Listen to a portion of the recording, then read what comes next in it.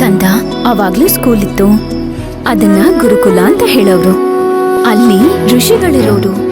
ಅವರು ರಾಜ್ಕುಮಾರಂಗೆ ಕತ್ತಿ ವರ್ಸೆ, ಕುದುರೆ ವರ್ಸೆ, ಬಿಲ್ಲು ಬಾಣ ಬಿಡೋದು ಇದೆಲ್ಲ ಹೇಳ್ಕೊಡ್ತಾ ಇದ್ರು.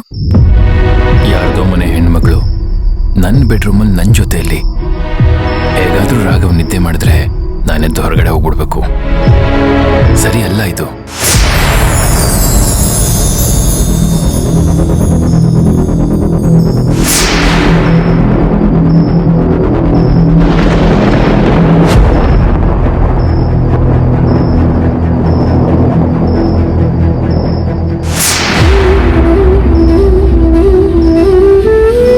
ಇವತ್ತು ನನ್ನ ಶಾಂತಿ ತುಂಬ ತುಂಬ ಮುದ್ದ ಕಾಣ್ತಾ ಇದ್ದಾಳೆ.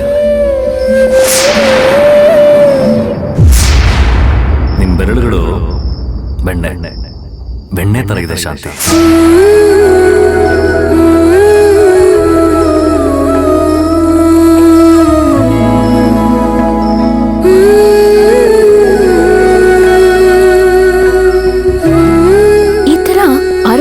ವಿದ್ಯೆಗಳನ್ನ ಹೇಳ್ಕೊಡ್ತಿದ್ರಂತೆ.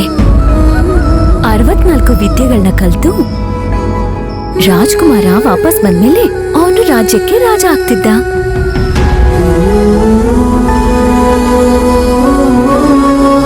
ಅಂಥ ರಾಜರು ಏನಪ್ಪಾ ಅಂತಂದ್ರೆ ಒಳ್ಳೆ ರಾಜರಾಗ್ತಿದ್ರ, ತನ್ನ ಪ್ರಜೆಗಳನ್ನೆಲ್ಲ ನೋಡ್ಕೊಳ್ತಿದ್ರ.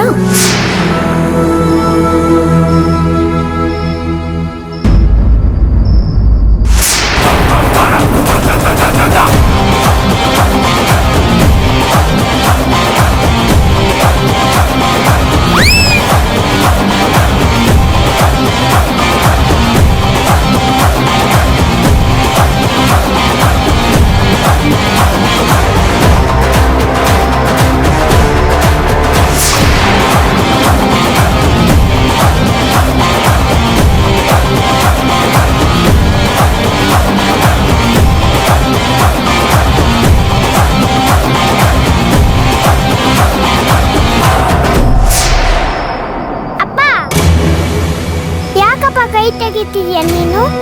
ಸುಮ್ಮನೆ ಮಲ್ಕೊಳ್ಳಪ್ಪ. ನಂಗೆ ಡಿಸ್ಟರ್ಬ್ ಮಾಡ್ತಿದ್ಯಾ?